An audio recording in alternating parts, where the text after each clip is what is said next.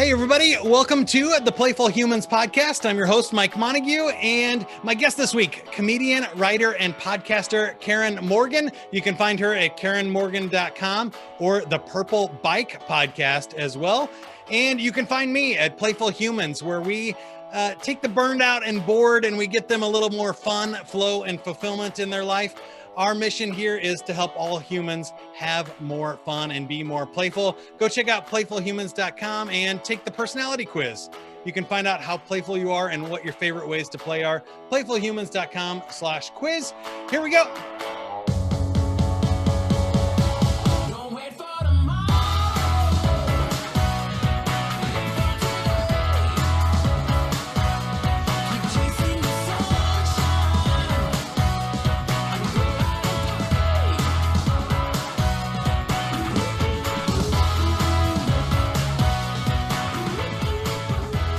All right, nicely done, Karen. Breaking out the moves already. I like that. I'm working on my mom moves. So that's I've embarrassed my children again, and that's my job. So there you go.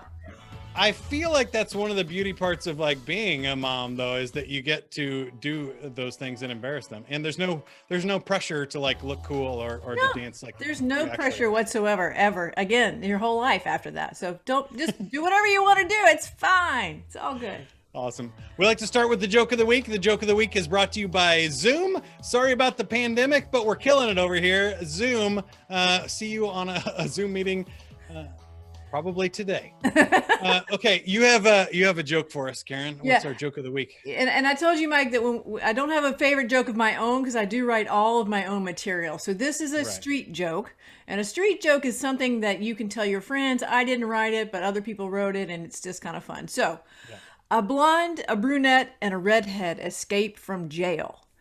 And then when the police start to find them, they go hide in a barn. And then when they get closer to the barn, the blonde, the brunette, and the redhead hide in these burlap sacks. So the police start kicking the sacks, and they kick the sack that's got the brunette in it, and she says, meow. And then they kick the sack that's got the redhead in it, and she says, woof, woof. And then they kick the sack that's got the blonde in it, and she says, potatoes. I like that one. That's good. Potatoes. Thank you for sharing. I do feel like it's a lot of pressure as a comedian. So maybe that's where I'll start with my questions for you is it's one of those things about, I do public speaking and I have a couple of presentations next week about how to give presentations. And that's way too much pressure. I like a low bar. Yeah. Right. So when you call yourself a comedian, is there imposter syndrome or do people immediately say something funny? Well, yes, they do say something fun. And I generally, like if I'm sitting on a plane, when I used to sit on planes, and people ask me what I would do, I say, I'm a mom. I'm a mom. Very low bar. I am a former trial attorney. I sometimes will throw that in if I feel like I need to tell somebody a profession of some sort. I'll say, I'm an attorney. I rarely say I'm a comedian because it's a completely people have a different view of what comedians do. And, I am not your typical comedian. I'm not a club comic. I do different types of work. So. Well, tell me more about that. So obviously you have the podcast and people can find you on the website, KarenMorgan.com, and learn about all the stuff you do. Right. But what do you do for work and what's your day-to-day look like? Oh, I have I'm those plate spinning people. I spin plates, between the kids and what I do. But I started out at stand-up as a finalist on Nick at Night's Search for the Funniest Mom in America. And that was back in 2005. And we were doing stand-up and, I was brand new to it back then. So after that, I started going into performing arts centers and theaters. So I never really did. I produced tours as well. So I produced a tour with a couple other the ladies that were in Nick at Night with me. And we toured for 5 years doing theater shows.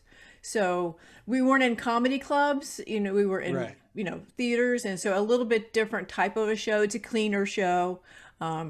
I'm a clean comic, but I'm not a prude. If you ask my kids, there's plenty of swearing in my house, but when I go on stage, my comedy is clean, and it's more appropriate for a theater setting than a comedy club setting, if that makes sense. Yeah, I think it makes a ton of sense. And I find a lot of people that play for a living and have found their way to make a career are similar. They do a lot of things. They like to be creative, try stuff. And sometimes one thing might pay the bills or it might not. And so you Yeah. got to find a lot of ways to make money and keep yourself busy and Yeah. refuel creativity too. I think that's one question for you that I think is interesting is you've been doing it for a while. How do you stay creative and keep coming up with new material? Because I feel like some of the touring comics, they're just doing the same thing. You're like a rock band, right? Where we're going to go playing the same 12 songs every night for the next 300 nights. That never sounded like fun to me. So I've been a live person where I make it up. I don't have any written material. I just always perform live and I go and wing it and whatever happens, happens. But I feel like comics sort of are in the middle where you got to get new stuff, but you also write and prepare ahead of time. Yeah, Is you that how you do. work? And it depends on, you're constantly writing. You really do have to constantly turn your material over. But, let's say I'm going to do an hour headlining set. I'm not going to have an hour of new material every time. Right. As you're doing shows, you'll write a new bit, you'll have some new material, you'll slide it in there, and then, as you go on and perfect it, the new stuff is always being worked, always being perfected.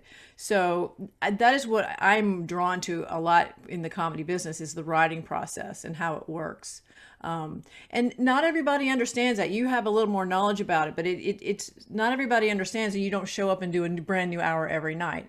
And it is definitely not, an hour headlining set of stand-up is not off the top of your head. It's Right. just not, there's a lot of great people that do a lot of great crowd work, and that's always new. I do a touring show called Lawn and Disorder, and my partner and I in that show, we do a game show. We bring people up on the stage. We have an interactive piece. So that part of the show is new and different every time. But then our stand-up sections, that's stuff we've already done before. So the trick to comedy and stand-up in particular is to do your material and make it sound like you just came up with it. But no one does. Yeah, I think that is, it's the hard part of it for sure, is you have to enjoy the process of writing and creating the jokes, not getting on stage. And so sometimes those are different things, right? And you have to kind of find what yours is. I love the being on stage part. But sometimes I don't love all the stuff that has to do to get up to the stage part, so I can delegate that or find other opportunities that way. But how was it for you, and how did you get started into this? So in 2005, what happened? Were you already, and you mentioned the locker as well, what happened as the switch for you? And were you always writing stuff and just finally got the guts? Or tell me about that story. No, basically the short answer is I had 3 kids in 3 years. So I after my second child was born, I stayed home, and I was home full-time mom at home. And so I had 3 babies at home. And I just took a class at the local comedy club to just literally get out of my house, out of my house and finish a sentence. So, and then while I was taking that class, the teacher that I had, who was a wonderful guy, sent my tape to Nick at Night and said they were having this contest at the time. And because I was home with babies, all my stuff was very mother centric. So, he sent my tape in, and that process was really great.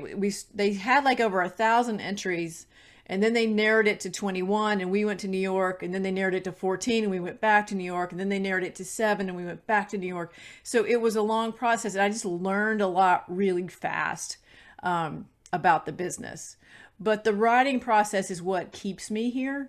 I think if it was just getting up on stage and doing a show and doing all that, that's great. I enjoy that part of it, but the creating and the writing is kind of where it's at. So my current thing of writing podcasts and writing sitcoms and writing other things that that I continue to do, and more so because of the pandemic, because all the live shows are canceled, obviously. Right. I do a lot of Zoom shows. I've adapted to doing a Zoom show, and I actually kind of enjoy that because that's kind of different from the normal stuff. Like I can use certain props and things that, because I'm here with my camera, that I wouldn't be able to do on a stage with a big theater audience. So yeah, so I kind of fell into it through Nick at Night Search for the Funniest Mom in America by accident. I really wasn't intending to, I'm going to be a stand-up comic. I was like, well, this is fun. Oh, Right. and then I met a bunch of people, and then I became a producer of a live tour. I eventually became the producer of the Nantucket Comedy Festival. I did that for 5 years. And so I enjoy this business. I enjoy meeting other comics. I enjoy meeting the people that are, just really great in the craft. I have a lot of respect for my peers. Yeah, I guess I'll agree with all of that. That was super awesome, and thank you for sharing. But what came to mind for me is also that transition from like the serious, respected day job, like you said, you can say on a plane, to kind of being creative and creating for a living and not knowing where the next gig is or things like that. What has it done for you? You've obviously stayed with this. So is there benefits? Is it just more fulfilling? You feel like you get to express yourself, or what are the differences for people that don't know? In terms What it's of like. the profession or the craft, well, I make a living. Yeah. I do, because I'm not a road comic, and I respect those guys too. That is a very, Right. very hard job. But because I got into it later in life, I'm not one that was going to be a road comic. That wasn't appealing to me. But, I Right. do a lot of corporate work. I do a lot of fundraisers. So I do a lot of shows that allow me to pay the bills and make a living at what I do. And that actually sort of gives me also the flexibility to say, hey, I'm going to write a spec script this week, or there's other things, and those are sort of like, you're not getting paid for those things, Right. but you're still writing, and a couple things, every now and then something's going to catch hold, but you don't know, so you keep doing them. But in the meantime, I'm going to do another corporate gig today so that I can pay the bills to do these other things that I enjoy. Yeah, I guess tell me about that balance. How much of it is writing for you and doing what you want to do and just living the life that you want, and how much of it is um, professional, where we pay you to write or perform, and you're doing this for us, not for yourself? Well, I have to split pre-pandemic to pay. That's true. Yeah. Feel like everything we talk about now has an asterisk on it. He's like, before COVID and after. So I feel like one of these people, like, before the illness, before Hmm. before the locusts came. So I would say in a real case scenario, it's probably half and half. And That's 50. good balance. Yeah, it's a good balance. And I think you have to throw travel in there, and I'm sure you deal with this as well. But when you're traveling all the time, that's another part of your job that there's nothing fun about it. That's why It, they it pay takes, you yeah, for it. Right. to me, that's part of that's your job, and that's you got to get to the gig. And so being able to do Zoom shows has been kind of freeing in a way that I can literally do it from here, and I have a green screen, and I have all that you need to have, but I got a nice top on here up, and then below I've got my sweatpants still on. So today I Comfortable apologize. shoes too, I'm sure, important. No. Yeah. So it's the travel comes in, the time, and that's part of the job, but that's part of the job. So you're when you're traveling, you have less time to sit down and be creative at your desk and be in your mode. So pandemic has been wonderful for that, which led to the podcast and other things that I'm doing. Yeah, I think that's what I found too. I was going to say that earlier when you mentioned Zoom, is you really get more time of doing what you enjoy doing, Yeah. because now I can walk from, you know, having lunch and relaxing to, oh, I'm on stage, and it was 15 minutes. It wasn't a whole day of Yeah. travel and sleeping in a hotel and not getting good sleep and then getting up and getting prepared and trying to Yeah. find food. Like, that's why they pay you big dollars for Yeah. corporate speaking gigs, is to put up with all that stuff, not for the hour you're on stage, Exactly. right? Because you would do that part for free. Both of Yeah. us, Yeah. sounds like, right? Yeah. That's fun. And then I'm wondering, I think, for people that aren't creative, or people that don't play for a living, do you have any advice for people that want to start writing, or they feel like they're funny, but they want to commit to a show, or turning pro, or even just practicing like an open mic night? What would be Well, recommendations? I will, based on my experience, which was a really good one, was, taking a stand-up class, taking an improv class, taking a class where someone guides you through sort of, okay, here, these are like the rules, these, because there are certain etiquette rules in stand-up that you don't know about until you kind of enter that world of, you got to stick to your time, you got to do certain things. And I feel like taking a class, even if it's at a local comedy club, and now a lot of people are doing classes on Zoom. If you have an interest in it, take a class. And that class, when I first started taking my class in 2005, or actually it was 2004, whatever it was, we learned to write 5-minute bits. We learned the writing process, and then you learn that, okay, now I've got 5 minutes, I'm going to stick that with another 5. And you learn to sort of grow the material. So I think, if anybody has an interest, take a class. You can watch other stand up, you can watch other improv to appreciate it. But I tell people, don't copy, don't try to be those people, because the number one rule to me, and it has worked well for me, is just be yourself. If you're yourself, you can be a cartoony version of yourself. You can exaggerate a few things of your personality, but don't try to be another comic. It's just not going to work. It's just not going to work. Be yourself and have fun, but definitely try it. Don't be afraid to try it. Yeah, that's all great advice. I love and second all of that. And I guess that brings us to, what do you find funny, and how do you find funny material for yourself? I'll start with the second part. It lives in my house, so that All three of them still. Yeah, so we're all here. Yay! A lot of my material is about marriage, family, parenting. My material is about being over the age of 50. My dry bar special, they renamed it. It was really funny. It had one name, because they asked me what I wanted to name it when I was there, and I said, I don't know, and I gave them a name. And then when they put it on Facebook in December, they renamed it, and it got 2 million views. And I think it's because they renamed it, and it caught differently because having that name. A search thing or something? Yeah. So the new name is I Stopped Caring When I Got Over 50, or whatever. It was something about not caring when you're over 50.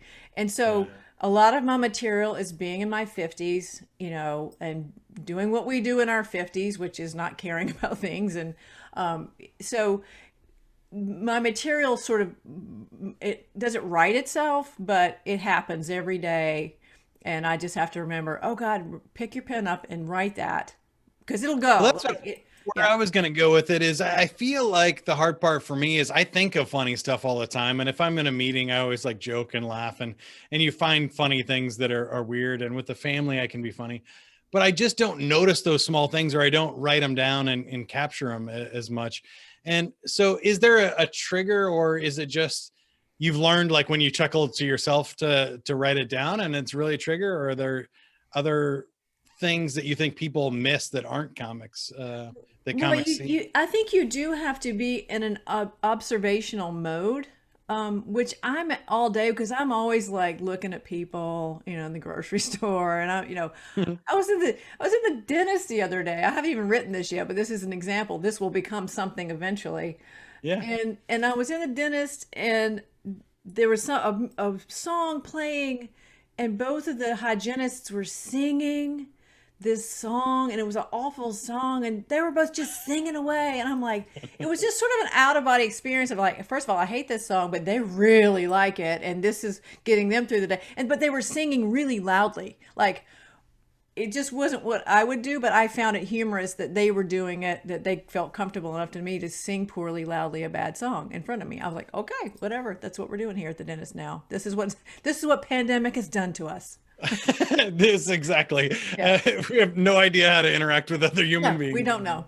Yeah. My one at the dentist is always, they ask me questions with fingers and equipment in your mouth, right? Yeah. And I think lots of comedians have covered that. But you're like, how does that even supposed to work? Am I supposed to nod? Am I supposed to try to gargle a yes or a no? I don't understand again, why that's in the training. That they talk to you. That's an example of why a lot of comedians have covered it, because it is a common human experience. So what I do is I take common human experiences. Being a mom is not uncommon. Clearly, dealing with kids, not uncommon. Dealing with teenage, whatever it is, taking the common human experience and making an observation about it that allows people to say, "Oh, that is kind of funny." And when you get people that connect with you that are having the same experience, you give them permission to laugh at it. You're not the only parent of teenagers. Right. You're not the only one that wants to shoot your husband. You're not the only, you're not alone in this. And so I think that's what I find fascinating about what I do as a connection with other people. Yeah, it gives them permission to play and laugh about it and to let those guards down and stop. We're all stressing ourselves the hell out, right? About stuff. And it's like, just take it down a notch. It's just life. Everybody's going through it. Yeah. No, that's my whole thing. No one cares. No one cares what you do. Do your own thing.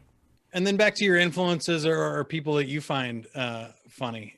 What would you say? The people I find funny are the comics. You talking about in terms of other comedians or anything, shows, influences, like actors, anything that you find funny. I think I'm appreciative of good writing. I like many people loved Schitt's Creek, and during the pandemic, I think I've watched it twice through now, but I've been a fan of Eugene Levy since he was at SCTV. So, I've been a comedy fan for many, many years. And then, more recently, I'm appreciative of people like Brian Regan, who is an amazing, talented guy. Also very, very sweet in real life. He's a good dude. But the way he writes clean comedy about human experiences that just, I'm in awe of people like him. Stephen Wright, who's a buddy. He's another guy that's brilliant. Completely different writing style from somebody like Brian Regan or Jim Gaffigan or any of those guys, but I'm appreciative of people that can write well, and I have to say I respect clean comedy. I respect people that don't have to rely on other particular language to feel like that it's funny. I don't I'm not a prude, but I feel like it's sometimes a crutch for people. Yeah, and I think it's okay to laugh at that sometimes, and it's okay. A lot of comedians joke about sex and other things that you're like, okay, that is part of the human experience for sure. Yeah. But I'm with you. I love Brian Regan, definitely love Jim Gaffigan and Stephen Wright, and somebody like a Paula Poundstone. Oh, too, yeah, she's wonderful. One of the funniest human beings on the planet. I've seen her several times and met her a couple times, and she does amazing crowd work too. If you have never seen her live and you have the opportunity, go see her live because her crowd work is amazing. I will do that for sure. And when you mentioned that earlier, I was thinking Howie Mandel I saw in Vegas one time, and his crowd work was hysterical. My brother and I were just like crying, laughing at his set. And it's weird because you see him in so many different contexts now, you don't know it, but that he was like just so honed in, and maybe I don't like saying people were born for that, but he may have just been born or nurtured into being a stand-up comic, and the rest is kind of the work for him, but hysterical. All right. Well, this is a play podcast, so we like to play a game, but I tell people you can't force fun. So I'll ask you, would you like to play or would you like to walk away? I would, of course, like to play. All right, so we're going to spin our wheel of games, and there's 10 games on here. Find out which one that you are going to play today. We got the Whisper Challenge again, the Whisper Challenge. So what this means is everybody's had the experience over the last 10, 12 months of being on Zoom and somebody says something when they're on mute. So what we're going to do is do it intentionally. I'll go first. I'll put myself on mute, say something, and then you guess, and however many words you get right, then that will be your score. Does that make sense? Sure. We'll do it back. All right. So here you go. It's also really fun to put ourselves on mute for a podcast. So here we go. So helpful to mute yourself.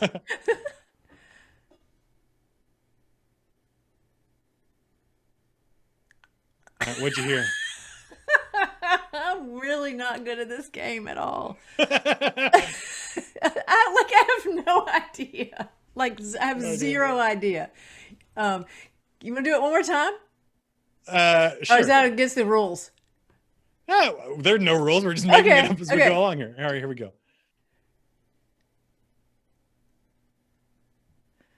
Okay. All right.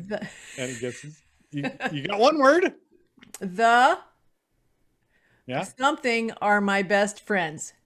You nailed it. Bulldogs. I was going with your Georgia thing. So nicely done. So that was what, 1, 2, 3, 4, 5 words. I think you're going to win here, but go ahead and put yourself on mute and let's see how I can do. Okay. All right. Hold on.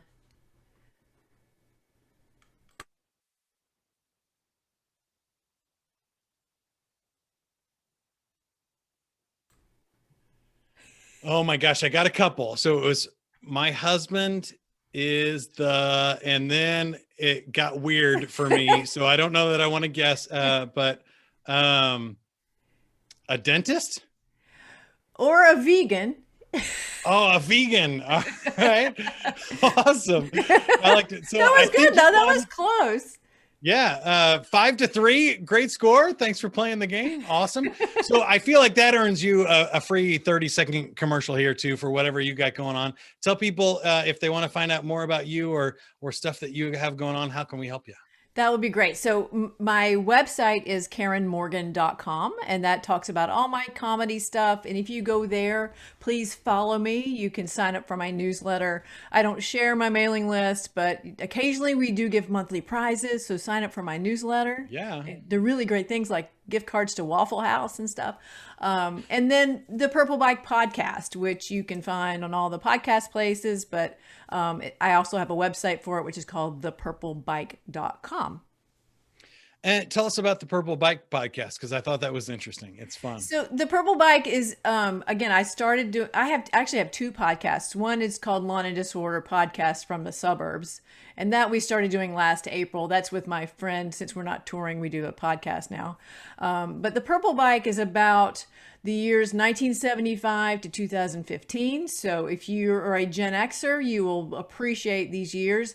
And this is not intended to be a comedy podcast. It's more of a nostalgia, sort of historical podcast. But I go back and I talk about all the songs that we were listening to and the TV shows and the movies and what products came out and what we were doing in the world. Like right now, I'm on 1994 and I'm talking about O.J. Simpson in the white Bronco. So I go back and talk about the things that happened in our lives. And I personally am getting a lot out of it because I'm playing all this music that I listened to in college or I listened to in high school. And so I'm like, oh, I forgot that song. So it takes me forever to make them because I listen to all the music while I can't put all the songs on them. Right, but I had the best time making it because I'm going back and listening and it's kind of a great trip down memory lane. Well, I love that. And I feel like we're at the perfect age where people are remaking our childhoods now. Yeah. So they're bringing back all the shows that were on in that time and all the toys and games and movies. And it's been super fun. Like Cobra Kai coming back from Karate Kid and all that stuff. So that's great. I think you're right in the swing zone. I would definitely love that. So you got a new subscriber today, at least one. Hopefully everybody else does too. Go check it out at KarenMorgan.com or thepurplebike.com for that podcast.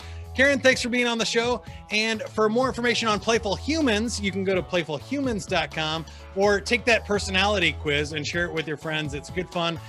What type of player are you? Playfulhumans.com/quiz. And as always, subscribe to the podcast. Leave us a review, iTunes, Google Play, Spotify, wherever you listen to podcasts. Send us a comment or shoot us a note. And until next time, go play.